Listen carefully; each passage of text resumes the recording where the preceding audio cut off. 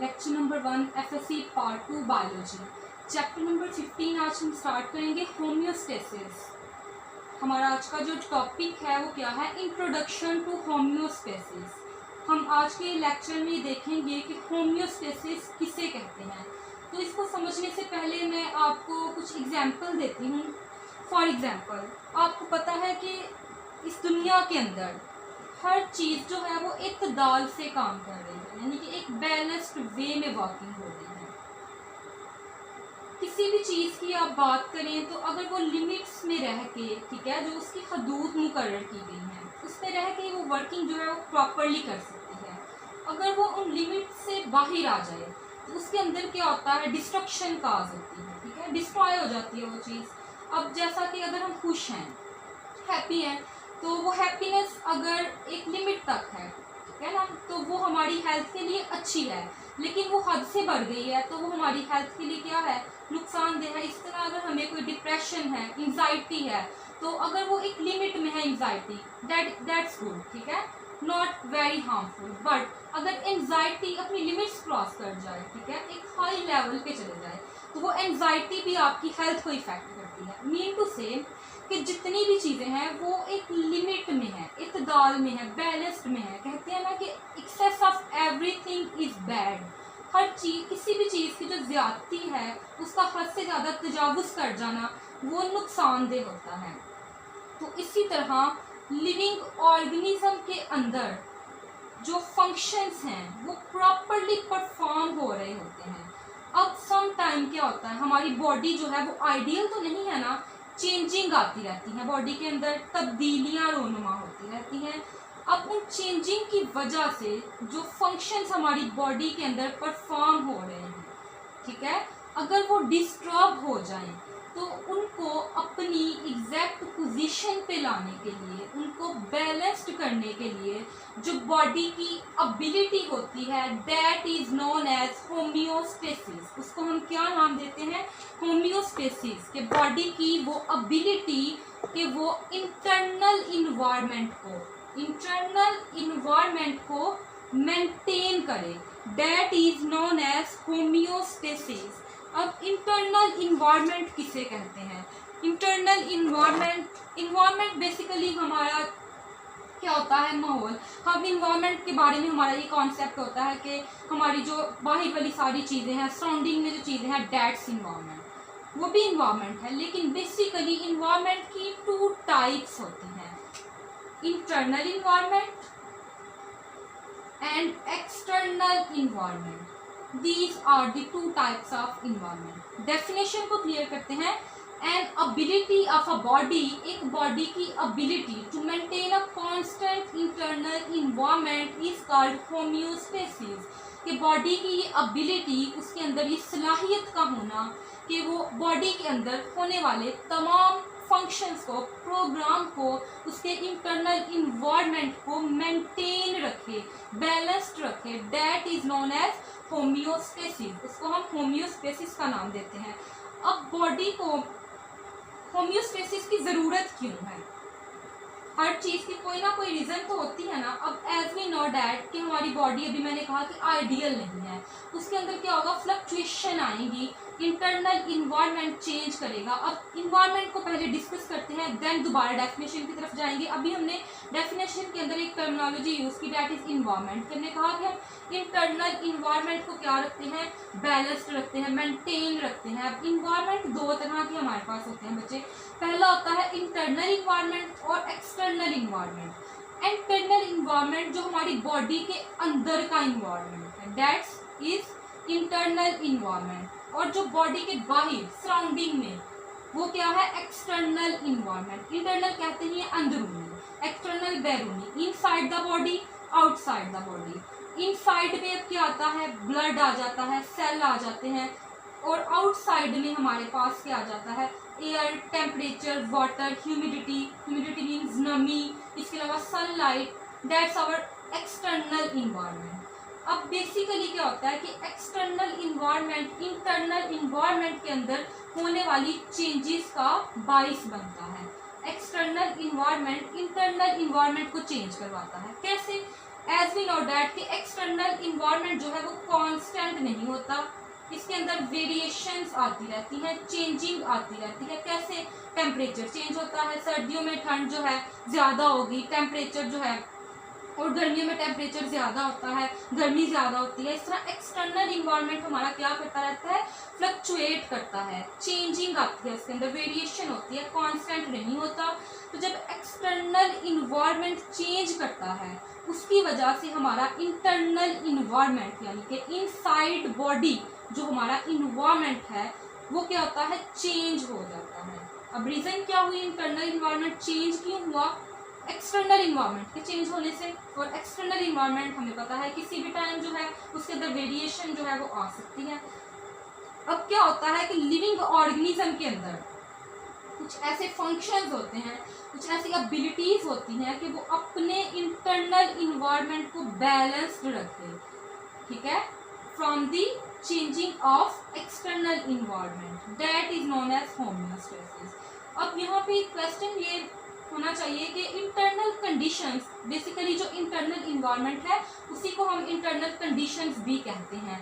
तो question what are internal condition को हम इस तरह भी कर सकते हैं, what is internal environment. External environment को हम एक्सटर्नल कंडीशंस भी कह सकते हैं, क्या भी कह सकते हैं? External conditions. और इंटरनल इन्वायरमेंट को इंटरनल कंडीशंस भी कह सकते हैं। अब क्वेश्चन ये है कि इंटरनल कंडीशंस क्या होती हैं? बेसिकली बॉडी का जो टेम्परेचर है, अब बॉडी का हमें पता है कि एक ऑप्टिमम टेम्परेचर होता है जिसके ऊपर हमारी बॉडी वर्क करती है, that is about 37 degree Celsius, ठीक है। अब क्या ये टेम्परेचर हमेशा सेम रहेगा? नो, इसके अंदर क्या आती है? चेंजिंग आती है।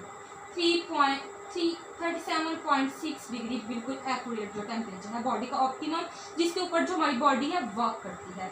अब क्या होता है, जब हमें फीवर वगैरह बुखार होता है तो टेम्परेचर क्या करता है बेटा? राइज कर जाता है, ज़्यादा हो जाता है टेम्परेचर, और समटाइम टेम्परेचर फॉल भी कर जाता है।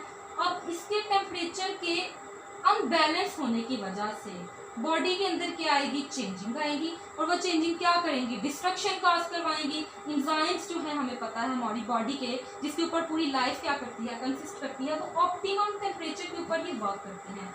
जब टेम्परेचर राइज कर जाएगा, ज़्यादा हो जाएगा, तो इंसान किससे मिलके बने होते हैं? प्रोटीन से, तो वो डी नेचर हो जाएंगे, डिस्ट्रॉय हो जाएंगे। अब बॉडी के टेम्परेचर को बैलेंस्ड रखने के लिए, मतवाजन रखने के लिए होम्योस्टेसिस का प्रोसेस यूज में आता है। इसी तरह बॉडी के इंटरनल इन कंडीशन में साल्ट और वाटर मिनरल्स भी आ जाते हैं। हमारी बॉडी के अंदर वाटर और साल्ट की कंसंट्रेशन भी क्या होती है? बैलेंस्ड होती है।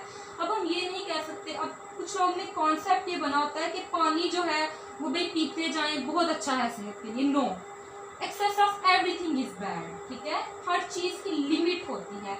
वाटर बेशक हमारी बॉडी को बहुत ज़्यादा क्वांटिटी में रिक्वायर्ड होता है, लेकिन उसकी भी क्या होती है? लिमिट होती है। अगर वाटर अपनी लिमिट से क्रॉस कर जाएगा तो वो बॉडी में क्या कॉज करेगा? डिस्टर्बेंस कॉज करेगा, ठीक है, डिस्टर्बेंस कॉज करेगा बॉडी के अंदर। इसी तरह बॉडी के अंदर जो वेस्ट प्रोडक्ट होते हैं वो भी क्या होता है? उसका इंटरनल कंडीशन होती है, ठीक है, इनसाइड बॉडी के अंदर जो वेस्ट प्रोडक्ट होंगे। इसके अलावा ब्लड की पीएच होती है, फिक्स्ड पीएच ब्लड की होती है, हमें पता है। इसी तरह ब्लड के अंदर शुगर लेवल होता है, और ये भी क्या होता है? बैलेंस होता है। तो ये सब चीज़ें मिलके क्या बनाती हैं? इंटरनल कंडीशन या इंटरनल इन्वायरमेंट बनाती हैं। अब इंटरनल इन्वायरमेंट को बैलेंस्ड रखते हैं, और ये इस सलाहियत को हम होम्योस्टेसिस का नाम देते हैं। तो बेसिकली ये हमारा इंट्रोडक्शन था अबाउट होम्योस्टेसिस, कि हम इसको किस तरह से डिफाइन करते हैं।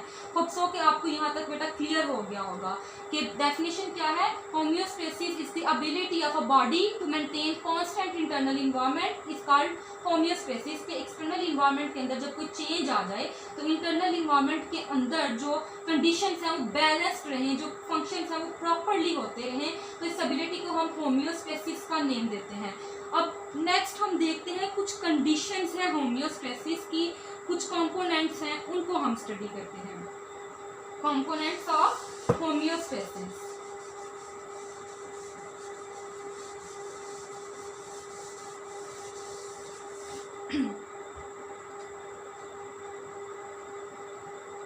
components homeostasis. नंबर 1 पे हमारे पास है थर्मोरेगुलेशन। थर्मोरेगुलेशन। नंबर 2 पे बेटा हमारे पास है ओस्मोरेगुलेशन।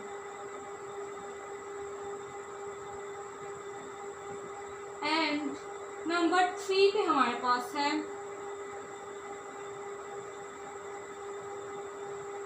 Thermoregulation, osmoregulation and third one is excretion के बारे में हम इसमें देखेंगे। एक्सक्रीशन, इन टर्मिनोलॉजीज को हमने देखना है। ओके, थर्मोरेगुलेशन को अगर हम डिफाइन करें, maintenance of constant body temperature. इसी तरह ओस्मोरेगुलेशन को अगर हम डिफाइन करें, it is the maintenance of constant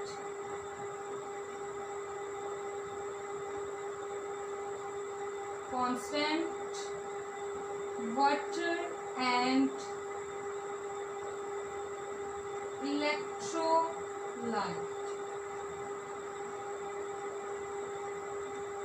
Excretion is the removal of waste from body. इनको अब डिटेल में हम डिस्कस करते हैं। कंपोनेंट्स ऑफ होम्योस्टेसिस क्या हैं? सबसे पहले है थर्मोरेगुलेशन। थर्म का मतलब होता है हीट, रेगुलेशन मतलब मतवाजन रखना, रेगुलेट करना, मेंटेन करना। तो थर्मोरेगुलेशन क्या है? Basically maintenance of constant body temperature. Body के टेम्परेचर को क्या करना? मेंटेन रखना, रेगुलेट करना। अभी हमने पीछे ही डिस्कस किया कि बॉडी का जो ऑप्टिमम टेम्परेचर है वो क्या होता है? Almost 37.6 degree Celsius is the optimum temperature for the body. Body के अंदर जो रेगुलेशन फंक्शन जो अच्छे से परफॉर्म होंगे इस टेम्परेचर पे होंगे। अब सम टाइम अगर ये टेम्परेचर राइज कर जाए, डिक्रीज कर जाए, तो इसको बैलेंस जब किया जाए तो that is known as thermoregulation. इसको हम थर्मोरेगुलेशन का नेम देते हैं, maintenance of body temperature, constant temperature. Second terminology है हमारे पास ओस्मोरेगुलेशन। इसमें क्या होता है? Maintenance of constant water and electrolyte. Electrolyte means minerals.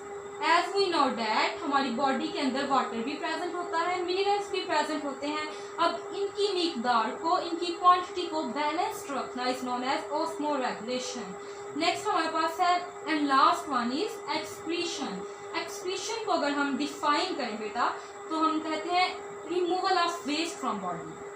Body से वेस्ट मटेरियल को रिमूव करना is known as excretion. Excretion के अंदर हम क्या करते हैं? बॉडी के अंदर मौजूद एक्स्ट्रा मटेरियल, यूजलेस मटेरियल को बॉडी से रिमूव कर देते हैं। अब इसकी एग्जांपल की अगर हम बात करें, एग्जांपल्स में हमारे पास डिफरेंट ऑर्गन्स आ जाते हैं जो एक्सक्रीशन करते हैं, जिनमें हमारे पास है kidney, lungs, liver and skin. These are the excretory organ that perform excretion.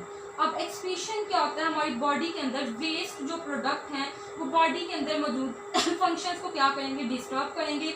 We have to need to improve these waste materials. Kidney क्या करती है? यूरिन फॉर्मेशन, एक्स्ट्रा वाटर को रिमूव करवाएगी। लंग्स इस तरह से एक्स्ट्रा जो कार्बन डाइऑक्साइड है उसको एक्सहेल कर देंगे। लीवर डिटॉक्सिफिकेशन करेगा।